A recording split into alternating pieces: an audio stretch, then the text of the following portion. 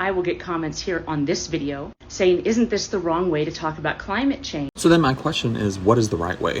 What is the right way to talk about climate change? We've been talking about climate change in different ways for like 200 years now. I just did a quick little Google. According to NASA, global warming was first talked about in the year 1896. And then in 1938, it says that another scientist directly connected carbon dioxide increases in Earth's atmosphere to global warming. We've been trying to be informative, and I say we as if I'm one of the people that's been doing it. I haven't been. I'm literally 26 years old, and like I said, this is like going on 200 years that we've been talking about it.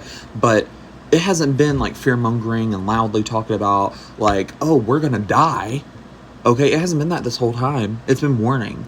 It's been educational. It's been informative. But now people are like, oh, well, that's the wrong way to talk about it. Whenever, like this girl said in this original video, go watch it.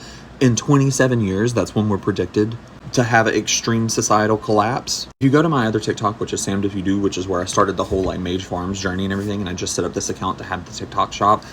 You see, it's all fun and cutesy, and I love my chickens and everything, and it was something that I started doing as a result of the strike. But this is something that I've been wanting to do for a long time. I've always had green thumbs. My family has always been big planters, big gardeners, and I've been wanting for a long time to start living my own sustainable, like literally cultivating everything in my yard, or like buying things from my community, trading things from my community, because I actually do a lot of trading too with Mage Farms. Believe it or not, it's possible. I've been wanting to do this for a long time, and honestly, I don't want to be one of those like doomsday preppers or anything like that, but it's been because I've been feeling something like this. I've been feeling like we're heading in a scary direction, especially because how expensive is everything now? It's like, it is hard. It's hard to be working class, middle class, and poverty. Like, you can't survive, and you can't get out of it.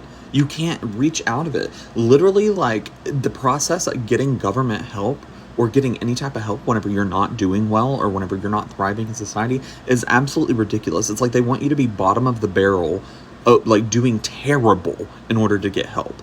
And so that's why I started doing this stuff. It's not a joke. Like, that's why we're talking about it like this. That's why we're talking about the environment and how badly people have treated it and how the earth is dying, is because it's not a joke. It's serious. Like, people have been talking about this for a long time. Anybody that knows me knows that I'm a huge fan of Steve Irwin. I literally cry when I start talking about Steve. I might cry now. But yeah, I love Steve Irwin. And he tried talking about climate change and talking about the environment and conservation in a fun, hunky-dory, like, way that would get, like, that would get your average rich white American to enjoy the conversation. And he was mainly popular in the 90s and passed away, unfortunately, in 2006. His family's still keeping the journey going. They're still doing the thing. But, like, that was, what, 20 years ago, over 20 years ago, that he was doing this. We've been talking about it different ways. That's the whole point of this. We've been talking about it different ways. There's no other way to talk about it now. And don't get me wrong, there are people out there doing a lot of good work, trying to make things better. They are. But we all need to be doing that.